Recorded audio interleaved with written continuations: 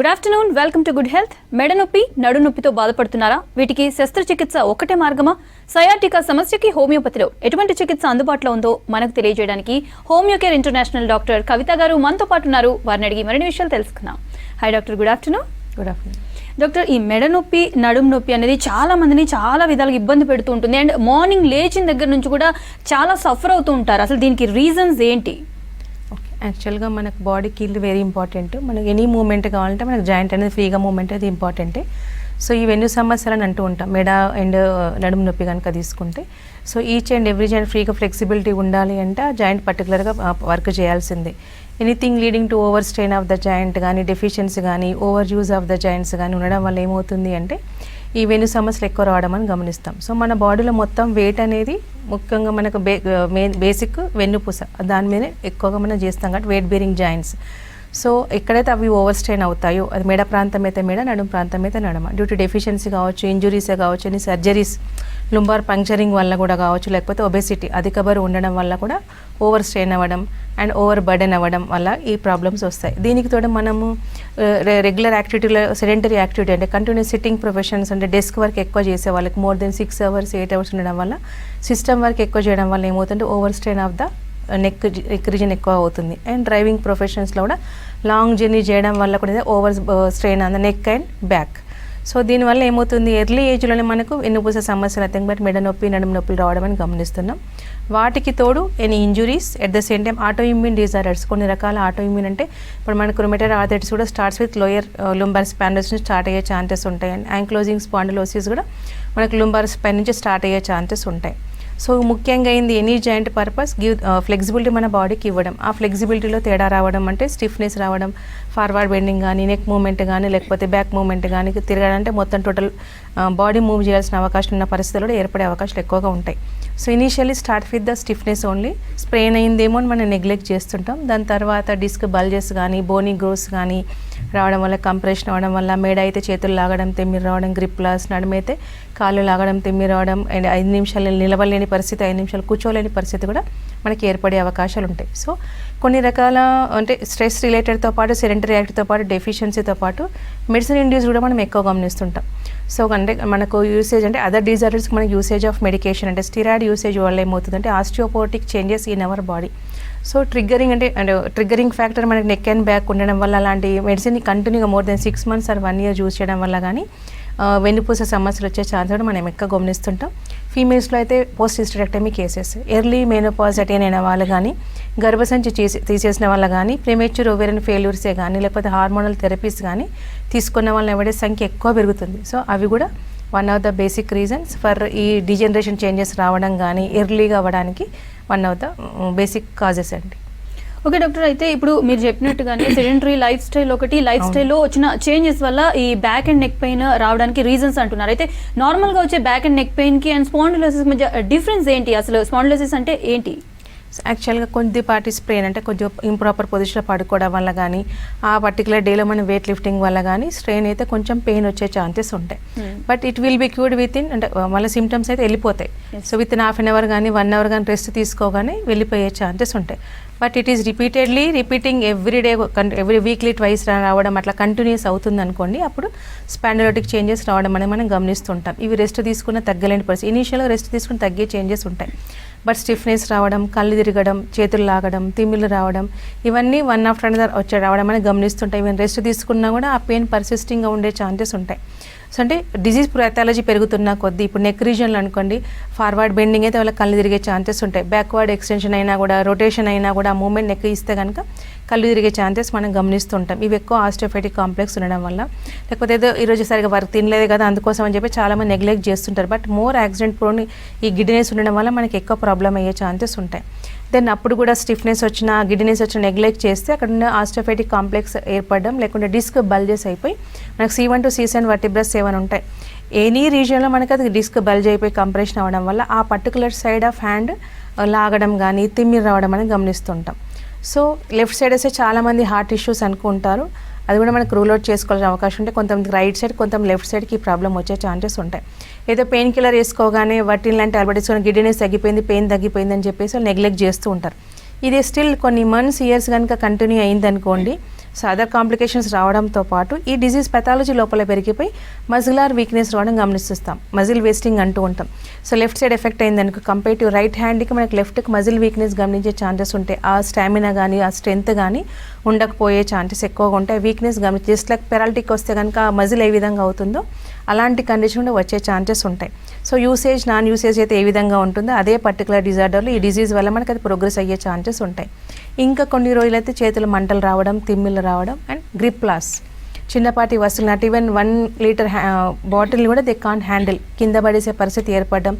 నార్మల్గా అందరూ 1 లీటర్ మనకి ఈజీ విల్ లిఫ్ట్, వాళ్ళకి 3 లీటర్స్ లిఫ్ట్ చేసినట్టు కానీ 3 kgs లిఫ్ట్ వచ్చిన కానీ హెవీనెస్ అనిపించడం, బరువు రావడం, బరువు అనిపించడం అని గమనిస్తుంటాం. కొన్ని రోజుల తర్వాత గ్రిప్ లాస్ అయిపోయి వస్తువులను కూడా పడేసే ఛాన్సెస్ ఉంటూ ఉంటాయి.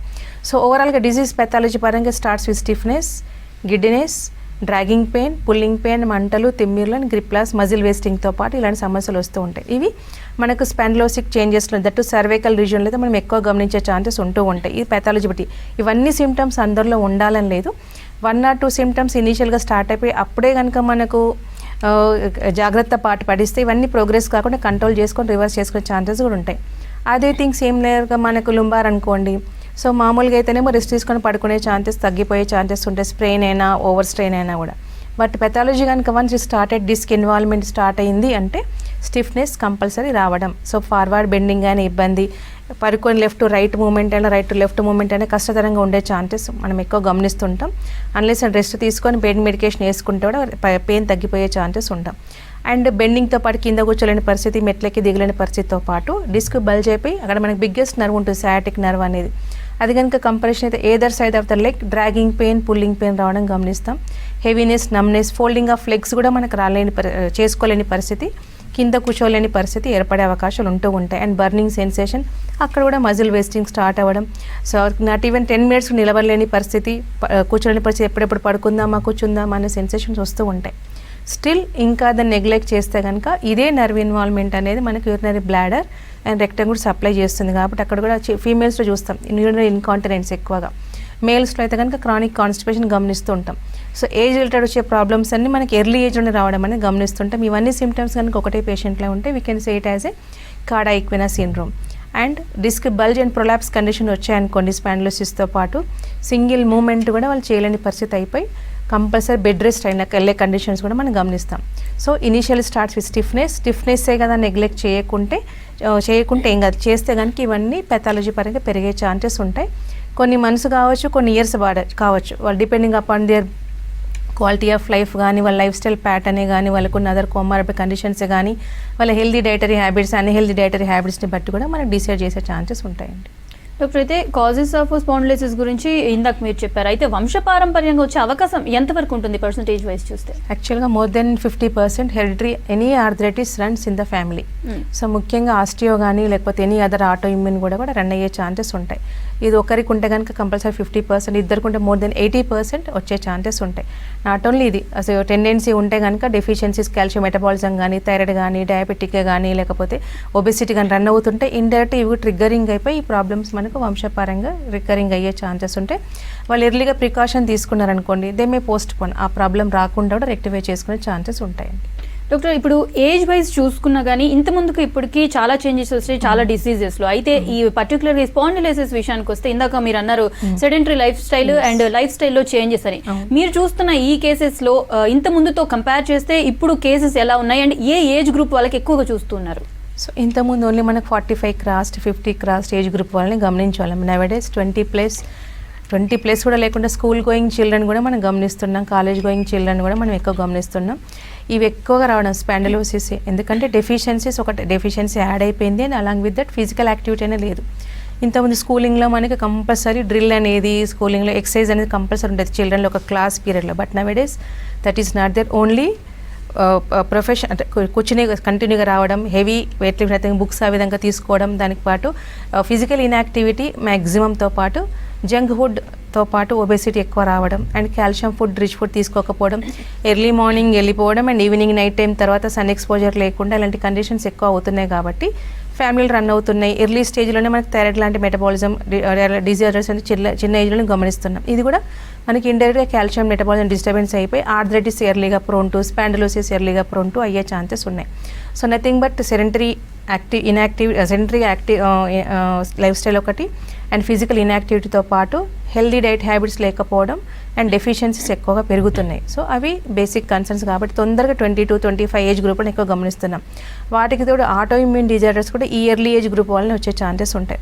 సో నడుము నొప్పి వచ్చింది అంటే definitely we have to rule out in male or female కానీ ఎవరైనా కానీ 20+ వచ్చింది అనగానే we need to rule out ankylosing spondylosis ఏమైనా ఉందా, ఆర్ ఇలాంటి ప్రోన్ టు గెట్ ఏమైనా ఛాన్సెస్ ఉన్నాయా అని తెలుసుకోవాల్సిందే. అదర్వైజ్ ఇది ప్రోగ్రెస్ అయిపోయి కంప్లీట్గా స్పైనల్ మొత్తం స్టిఫ్నెస్ ఏర్పడిపోయి బెండింగ్ అయ్యే ఛాన్సెస్ కూడా ఉంటాయి. అవుట్ ఆఫ్ 10 కేసెస్లో మనకు 6 to 7 కేసెస్ ఇన్ మేల్ పర్సన్లో స్టార్ట్స్ విత్ లుంబార్ స్పాండిలోసిస్ తోటి యాంక్లోజింగ్ స్పాండిలోసిస్ డిటెక్ట్ అయిన అవకాశాలు ఎక్కువగా ఉంటున్నాయి.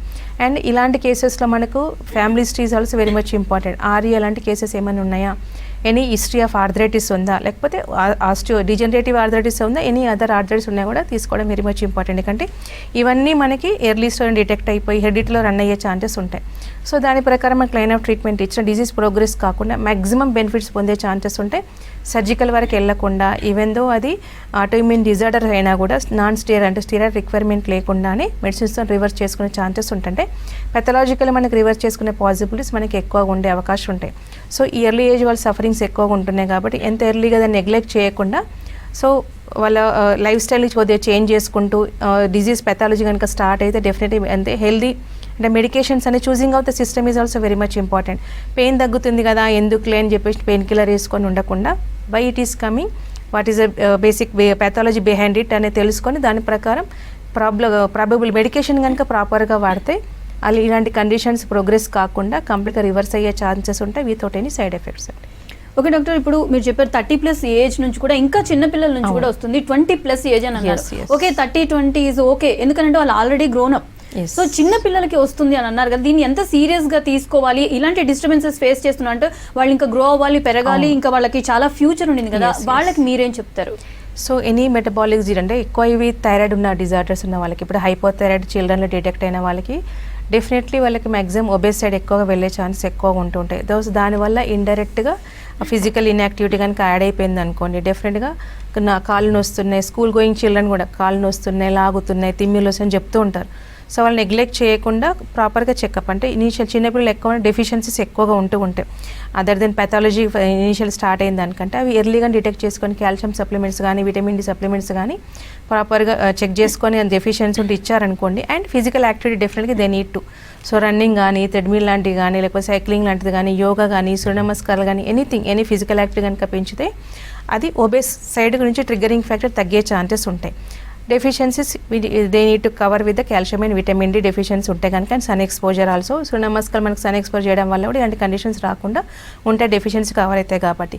బట్ స్టిల్ ఇంకా పెయిన్స్ అంటే కనుక ఎక్స్ట్రా కానీ ఏమైనా రూపంలో దించుకుంటే మెడికేషన్ కనుక సేఫ్గా వాడారనుకోండి డెవలప్మెంటల్ పరంగా వాళ్ళకి ఎలాంటి ఇబ్బందులు లేకుండా ఆస్టియోపోటిక్ చేంజెస్ లేకుండా పెథాలజీ డిజనరేటివ్ చేంజెస్లోకి వెళ్ళకుండా కంప్లీట్గా రివర్స్ చేసుకునే ఛాన్సెస్ ఉంటాయి. మెయిన్గా క్వాలిటీ ఆఫ్ ఫుడ్ మెయింటైన్ చేయడం, calcium rich food, protein rich food. And కొంతమంది చాలామంది జిమ్స్లో తొందరగా జాయిన్ అయిపోయి నియర్లీగా ఓవర్ వెయిట్ లిఫ్టింగ్ కూడా చేస్తుంటారు. సో అది కూడా ప్రాపర్ ఇన్స్ట్రక్టర్ లేకుండా చేయడం వల్ల కూడా డ్యామేజ్ అనేది కూడా ఎక్కువగా జరుగుతున్నాయి. సో తొందరపాటుతనం వల్ల అలాంటిది కాకుండా so up to 18 to 19 years కానీ మేల్స్కి 21 ఇయర్స్ వరకు వచ్చి ఫిజికల్ గ్రోత్ అంటే హైట్ గ్రోత్ ఎక్కువ ఉంటుంది కాబట్టి అప్పటి వరకు వెయిట్ లిఫ్టింగ్ అనేది చేయకూడదు.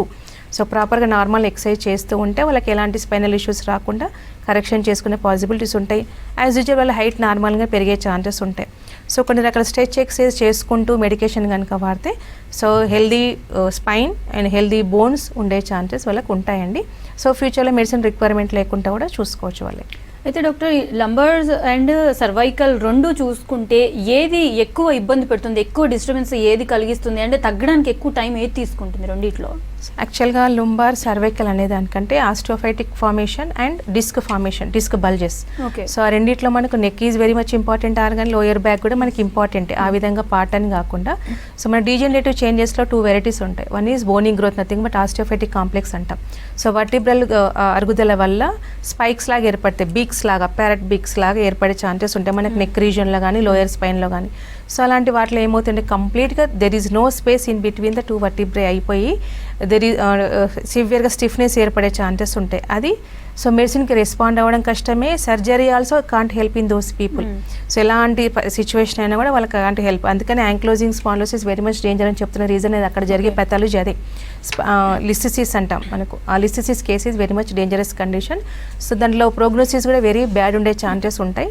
సో రికవరీ కూడా చాలా స్లోగా ఉండే అవకాశాలు ఎక్కువగా ఉంటాయి. అదే డిస్క్ బల్జ్, డిస్క్ ప్రొలాప్స్ అనుకోండి, స్లిప్ డిస్క్ అనుకోండి, సివియర్గా పెయిన్ ఉన్నా అది రికవరీ పాసిబిలిటీ ఉండే ఛాన్సెస్ ఎక్కువగా ఉంటుంటాయి. ప్రోగ్నోసిస్ ఈజ్ వెరీ గుడ్ ఉండే ఛాన్సెస్ ఉంటాయి అండ్ రికవరీ కూడా ఫాస్ట్గా వెళ్ళే ఛాన్సెస్ ఉంటాయి. నాన్ సర్జికల్లీ కంప్లీట్గా ట్రీట్ అయ్యే ఛాన్సెస్ ఉంటాయి. సో నరం ఇన్వాల్వ్మెంట్ అయినా, ఏందో మజిల్ ఇన్వాల్వ్మెంట్ అయినా, యూరినరీ ఇన్కాంటినెన్స్ అయినా కూడా రివర్స్ అయ్యే ఛాన్సెస్ ఉంటాయి. సో సయాటిక్ అన్బేరబుల్ పెయిన్ ఉన్న వాళ్ళకు కూడా కొద్దిపాటి రెస్ట్ తీసుకొని, సప్లిమెంట్ తీసుకొని మనం చెప్పిన మెడికేషన్ కనుక వాడితే రివర్స్ అయ్యే ఛాన్సెస్ ఉంటాయి. So in case fast muscle weakness అన్నానే, ఆస్టియోపైటిక్ కాంప్లెక్స్ ఉన్న వాళ్ళని మజిల్ వీక్నెస్ ఎక్కువ ఉండే ఛాన్సెస్ ఉంటాయి. అది కంప్రెషన్ అయిపోయి ఆ పర్టికులర్ నర్వ్ కానీ, ఆ particular side of the muscle కానీ కంప్లీట్గా పనిచేయలేని పరిస్థితి, వీక్ అయిపోయే ఛాన్సెస్ ఎక్కువగా ఉంటాయి.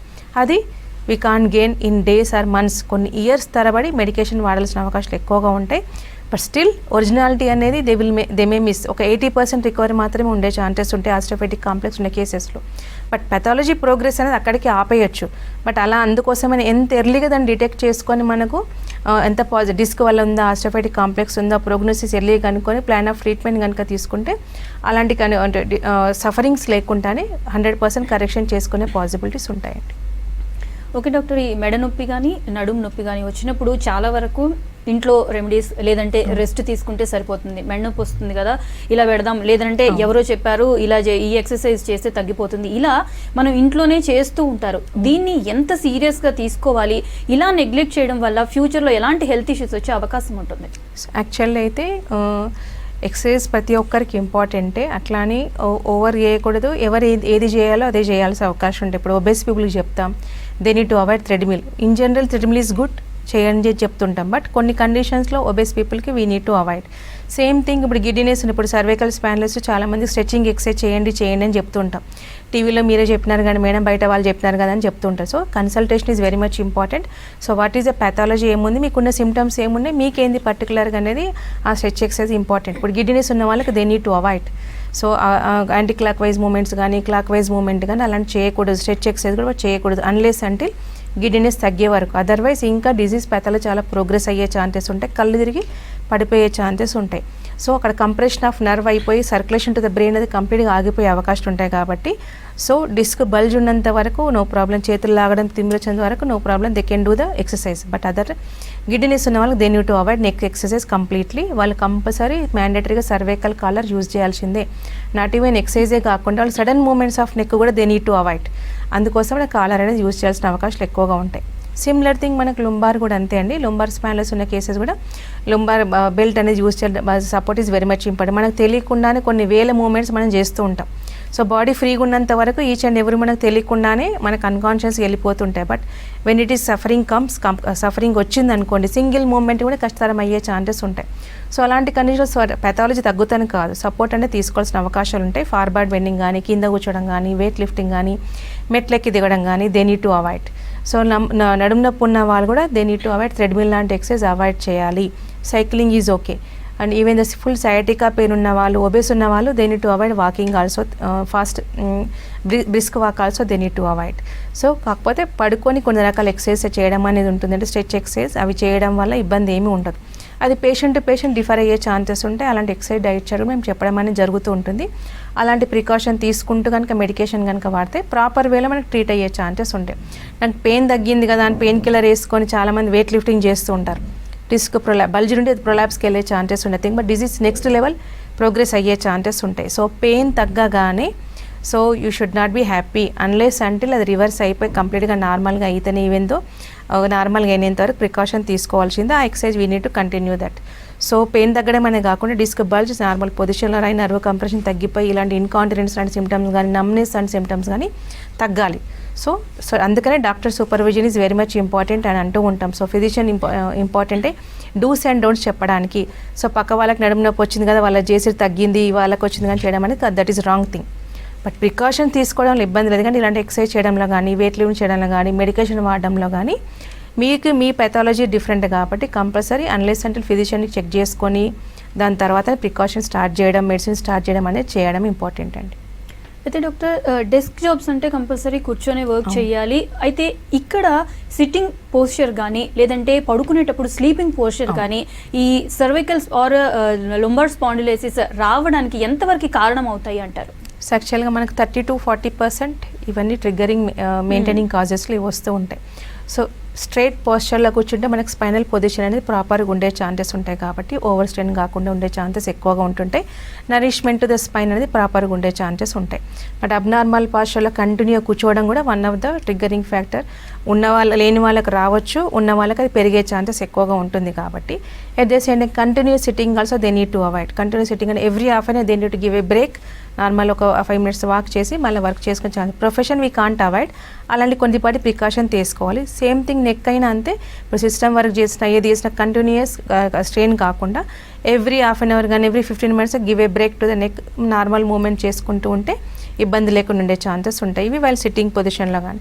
Similar sleeping posture also neck pain వచ్చింది అనుకోండి, neck pillow they need to avoid compulsory. అది మనకి ఈ ఉన్న పొజిషన్ ప్రాపర్గా మెయింటైన్ చేసే అవకాశాలు ఎక్కువగా ఉంటూ ఉంటాయి. సో అలాంటి పాస్చర్లు మెయింటైన్ చేసుకుంటూ కళ్ళు తిరుగుతాయండి, స్టిల్ నాకు పిల్లో తీసేసే పొజిషన్ రావట్లేదంటే మనకు రోలింగ్ అనేది మామూలుగా టవల్ రోలింగ్ ఉండేసి ఇన్ బిట్వీన్ స్పేస్లో మధ్యలో పెట్టుకొని పడుకోవడం వల్ల కూడా ఒక పాస్చర్ మెయింటైన్ అయ్యే ఛాన్స్, దానివల్ల గిడ్డినెస్ కూడా అవాయిడ్ అయ్యే ఛాన్సెస్ ఉంటాయి. సో ఇలాంటి ప్రికాషన్స్ మనం తీసుకుంటూ ఉంటే ఎలాంటి ఇబ్బందులు లేకుండా ఉంటాయి. సడన్గా ఫార్వర్డ్గా లేవడం అనేది చేయొద్దు. గిడ్డినెస్ ఉన్నవాళ్ళు ఒక సైడ్కి మూమెంట్ స్లోగా అయిపోయి మెల్లగా లేవడం వల్ల కూడా పాస్చరల్ గిడ్డినెస్ అనేది మనం తగ్గించుకునే ఛాన్సెస్ మనం ఎక్కువగా ఉంటాయి. సో ఇలాంటి ప్రికాషన్ తీసుకుంటే మెడిసిన్ కరెక్ట్ ప్రాపర్ మెడికేషన్ కనుక యూజ్ చేస్తే రివర్స్ చేసుకునే ఛాన్సెస్ ఉంటాయండి. అయితే డాక్టర్ హోమియో మెడిసిన్ వాడడం వల్ల కంప్లీట్ క్యూర్ ఉంటుంది అని అంటూ ఉన్నారు. అయితే ఈ ఎక్సర్సైజ్ మీరు చెప్పే ప్రికాషన్స్ ఇవన్నీ తీసుకుంటూ మెడిసిన్ ఇంకెన్ని రోజులు వాడాల్సి ఉంటుంది? సో ఇందాక చెప్పిన డిపెండింగ్ అపాన్ పెథాలజీ. ఇప్పుడు ఎర్లీ స్టేజ్ వచ్చింది అనుకోండి, డిస్క్ బల్జ్ అయితే మనకు డేస్లో తేడా గమనించే ఛాన్సెస్ ఉంటాయి. బట్ పెథాలజీ రివర్స్ అవ్వడానికి it will take months to months. Okay. So కొన్ని మంత్స్ రెగ్యులర్గా యూస్ చేస్తే రివర్స్ అయ్యే ఛాన్సెస్ ఉంటాయి. ఇప్పుడు పెయిన్ తొందరగా తగ్గదు, పెయిన్ కిల్లర్ వేసుకుంటాను, హోమియోపతి పనిచేయదని చాలా మంది సయాటికా పెయిన్కి సర్జరీకి వెళ్ళిన వాళ్ళు ఉన్నారు, పెయిన్ కిల్లర్స్ వేసుకున్న వాళ్ళు ఉన్నారు, కొంతమంది ఇంజెక్షన్ తీసుకున్న వాళ్ళు కూడా ఉన్నారు. బట్ దట్ ఈస్ అది అపోహానే. ఒకసారి కనుక మనకి సయాటికా పెయిన్ ఉందనుకోండి, మెడిసిన్ ఇస్తే కనుక డేస్లో కూడా మనకి చేంజ్ గమనించే ఛాన్సెస్ ఉంటాయి సివియారిటీ పరంగా. But unless until compulsory pathology reverse అయ్యేంత వరకు మెడికేషన్ వాడిపిస్తాం కాబట్టి హిస్టరీ 2 to 3 years ఉందనుకోండి, compulsory 12 months to 18 months medication కనుక వాడితే డిస్క్ బల్జ్ కంప్రెషన్ రివర్స్ అవ్వడానికి నార్మల్గా అయ్యే పొజిషన్ వచ్చి ఉండదనుకోండి, సో వెళ్ళిపోమని చెప్పే ఛాన్సెస్ ఉంటాయి. బట్ యాంక్లోజింగ్ స్పాండిలోసిస్ లాంటి కేసెస్ అనుకోండి, compulsory 2 years 3 years medicine requirement ఉండే అవకాశం ఉంటాయి. 10 years హిస్టరీ 5 years హిస్టరీ ఉన్న వాళ్ళు ఉంటారు, కొంతమంది రీసెంట్గా స్టార్ట్ అయిన వాళ్ళు ఉంటే. సో లుంబార్ స్టిఫ్నెస్ అనేది అప్పుడప్పుడే స్టార్ట్ అయిందంటే కొన్ని months or 1 yearలో రికవర్ అయిపోయి HLA-B27 నెగిటివ్ అయిన కేసెస్ కూడా ఉన్నాయి. బట్ ఆల్మోస్ట్ చాలా మంది అన్ని మెడికేషన్ వాడుతూ వస్తూ ఉంటారు. 1 year pathology, 2 years pathology, more than that పెట్టుకొని వస్తారు కాబట్టి అది రివర్స్ కావడానికి ఈజీగా 2-3 years వాడితే మళ్ళీ it won't come back again. Osteophytic complex అన్నాను కదా, అలాంటి వాళ్ళకి చాలా సంవత్సరాలు మెడికేషన్ వాడాల్సిన అవకాశాలు ఉంటాయి. ఎందుకంటే వీక్ లైక్ అయిపోయి కంప్లీట్గా స్పైన్ అనేది కంప్రెషన్ అయిపోయి స్పైన్లో లిసిసిస్ కేసెస్ కూడా it will take more time. So ఎంత ఎర్లీగా అందుకోసమే దాన్ని తొందరగా డిటెక్ట్ చేసుకొని వస్తే మనకు ఆ సఫరింగ్ ఎంత ఉండదు.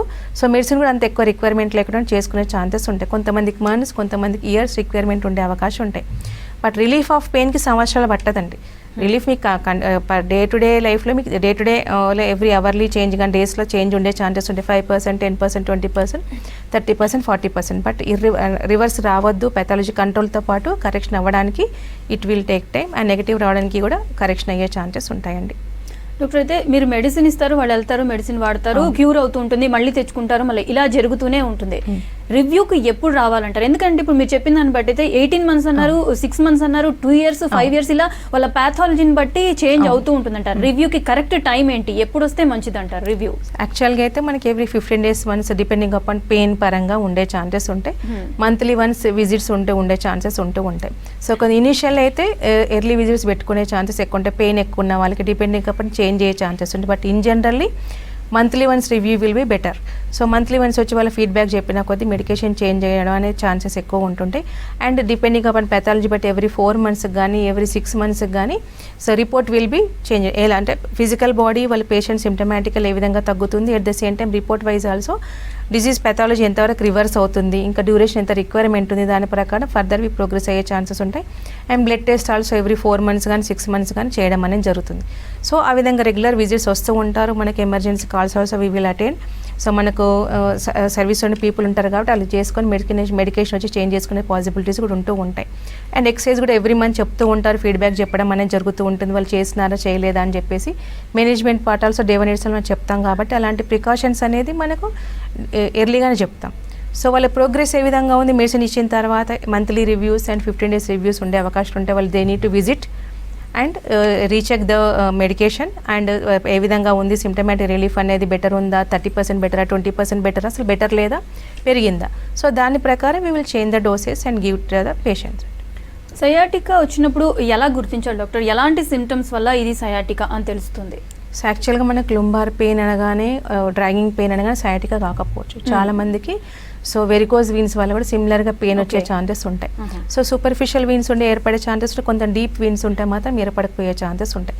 But in case of sciatic అంటే it will starts with back పెయిన్తో లోయర్ బ్యాక్లో స్టార్ట్ అయిపోయి ఫ్రమ్ అబౌవ్ డౌన్వర్డ్స్ కిందికి dragging pain either side, left side రావచ్చు, రైట్ సైడ్ రావచ్చు, కంటిన్యూస్ పెయిన్ రావడం, బర్నింగ్ రావడం అని గమనిస్తుంటాం. We can't fold the leg, అంత సివియర్గా ఉండే ఛాన్సెస్ ఉంటాయి, తిమ్మిర్లు మంటలు వచ్చే ఛాన్సెస్ ఉంటాయి. But in case of varicose మనకు అది సూపర్ఫిషియల్ వీన్స్ కనిపించవచ్చు, రెస్ట్ తీసుకుంటే కూడా తగ్గిపోవచ్చు. నైట్ టైం మజిల్ క్రాంప్స్ ఎక్కువ వస్తుంటాయి. But in case of sciatica మనం రెస్ట్ తీసుకుంటే తగ్గే ఛాన్సెస్ ఉంటాయి. బట్ ఎంఆర్ఐలో కానీ కలర్ డాక్టర్లో కానీ we need to rule out ఈ డీడీ అనే డిఫరెన్షియల్ డయాగ్నోస్ చేస్తే వాట్ ఈస్ వాట్ మనకు తెలుసుకునే ఛాన్సెస్ ఉంటాయి. Okay, thank you doctor. ఇది ఇవాల్టి good health. Stay tune to V6 news.